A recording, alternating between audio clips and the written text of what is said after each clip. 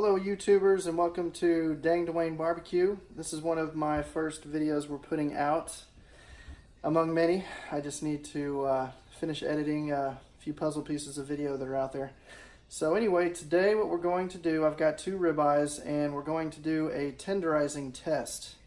It's going to be of whether or not Phosphate works or not, if it's even worth it. So I've got this Butcher Barbecue Phosphate TR, which is highly recommended.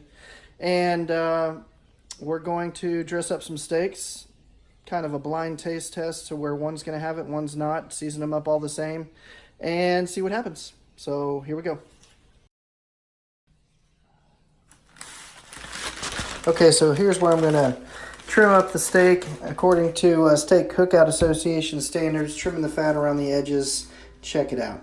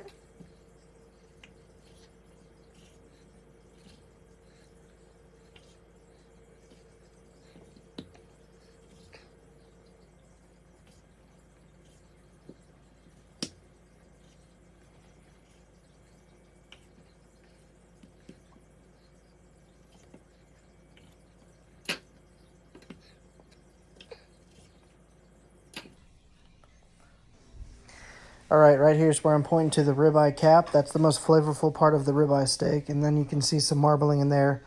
Looks really good. Now we're going to season the steaks. Make sure we get a nice even coat on the top, the bottom, and the sides, especially on thick cuts of meat. We're going to start with this accent to make these flavors really come out and pop. We're going to add the Weber Steak and Chop, which is a delicious rub. Weber's got some really good rubs out there. And then we're going to cook it, bring it back in, and hit it with this steak dust, that white cap bottle that's just going to make that final flavor really pop. Let it sit for 45 minutes, and then we're ready to throw them on.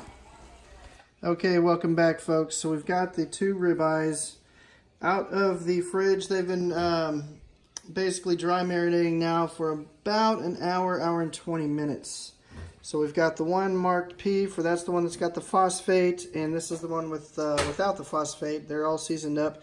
But interestingly enough, if you look close, this one's actually got a lot of sweat coming off of it, and actual, you know, some moisture. This one's pretty dry. I'm actually surprised to see this one not sweating more than it is. So I'm going to let these guys get to room temperature. You always want your meat at room, or as close to room temperature as possible when you cook. Otherwise, that fat is just going to clinch up on you, and that's not good when you throw it on the heat. You want it to be a nice, even cook. And I'm using the Weber Genesis to grill these. It is a propane cooker, I know, but I don't have my other Weber charcoal aluminum grill grate yet to get that sear like you would expect at a steak cookout association competition. But I'm going to sear the heck out of them. Then we're going to put it on indirect heat till they reach 128 and see if the phosphate steak or the regular steak is going to be more tender. Stay tuned. Okay, so there's a lot of ways to do what I'm about to do. Please pardon the backyard. We just got done with the freeze here in Austin, Texas. It's March 4th, 2019, and the backyard generally looks a lot more presentable. But anyways, so we're about to put the steaks on. Checking the temp, we got about a 525. So we're going to prep the grill grates.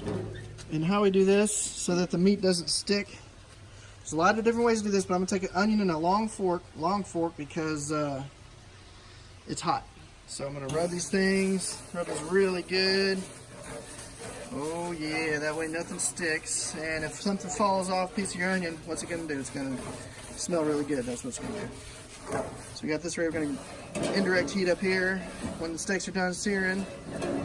So we got everything rubbed down, got it scraped off and cleaned up. So we're going to close that. And we're going to wait for that temperature to get up to between 550 and 600. Then we're going to be ready to sear.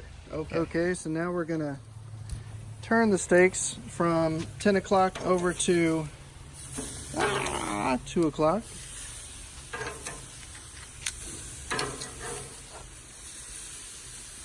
And we're going to do another minute and 35 seconds, right, Dwayne? Yep. You got it?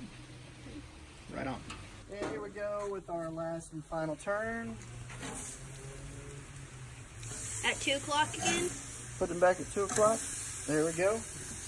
And pretty well, we're going to put them on indirect heat now for just a little while. Let's see where we're at with the temperature on the steaks here. See, we're still pretty low. We're down around 105. A little bit more with that one. So we're going to indirect cook for probably about 5 to 7 minutes. Should be perfect. Killer steak. We've got our phosphate steak over here. I cooked them a little hot, so I'm going to cut them up a little bit sooner, but you always want to let, when you cook them to the right temperature, always let your meat sit, whether it's any chunk of meat. Brisket, ribeye, when you're done cooking it, let it sit at least 30 minutes. Brisket, I would say at least an hour. Anyway, this video is not about brisket, so here we go. I'm gonna slice this up. A little bit of a moment of truth here. Ooh, that fat is rendered very well. Okay. Phosphate steak here.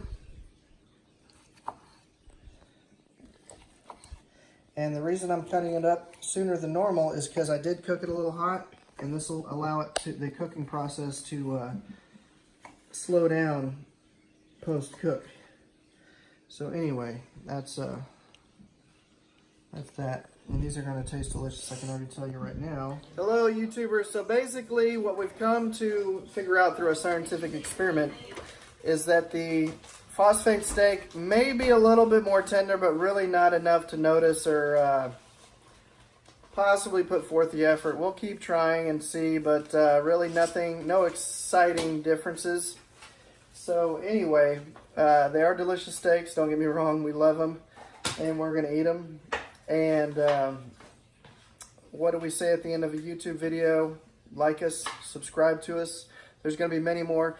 Dang Dwayne Barbecue is gonna be more of a family barbecue channel. So there'll be random things. There'll be cooking, a lot of cooking, and then a lot of family things too. So you guys enjoy, and good luck to your cooking.